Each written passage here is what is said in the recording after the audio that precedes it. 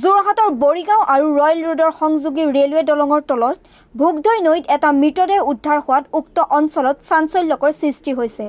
লোকজনৰ নাম পাপু কাকতি ওৰফে নগা বুলি জানিব পৰা গৈছে। আৰক্ষী উপস্থিত হৈ মৃতদেহ উদ্ধাৰ কৰি মৰণোত্তৰ পৰীক্ষাৰ বাবে জেএমচিলৈ প্ৰেৰণ কৰে। উল্লেখযোগ্য যে লোকজনৰ পৰিয়ালৰ লোকে অভিযোগ কৰে যে কোনো লোকে হত্যা কৰি নদীত পেলাই থৈ যায়। জানিব পৰা মতে মৃত লোকজন ৰয়েল ৰোডৰ শ্ৰীমন্ত দাস নামৰ এজন ব্যক্তিৰ ভাড়াঘৰত আছিল। মৃত্যুৰ সময়ত লোকজনে পত্নী আৰু 2 সন্তানক এৰি থৈ গৈছে। ইতিমধ্যে যোৰহাট ভোগদৈ আৰক্ষী উপস্থিত হৈ তদন্ত আৰম্ভ কৰিছে।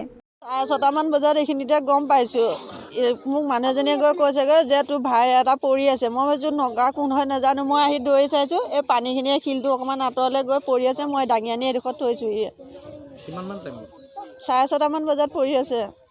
কালিৰ পৰা কেনেকুৱা মদ খাই নেকি ল'ৰাটোৱে মদ চদ খায়। মই কালি সিহঁতৰ ঘৰলৈ ৰাতি গৈছোঁ, যাওঁতে মানে সি নাই। মই ঘৈণীয়েকক কৈছোঁ যে বোলো ল'ৰাটোক পাপু ক'লৈ গ'ল, তই অকণ বিচাৰ কৰ। তাৰপিছতে মই তাক 3টামান তাইলৈ ফোন কৰিলোঁ, কৈছে অহা নাই। তাৰপিছত মোৰ নিজৰ ঘৰ যে মই ঘৰলৈ গুচি আহি শুই আছোঁ, মই গম নাপাওঁ। এতিয়া ৰাতিপুৱাহে গম পাইছোঁ সি বোলে পানীত পৰি মৰি আছে বোলে।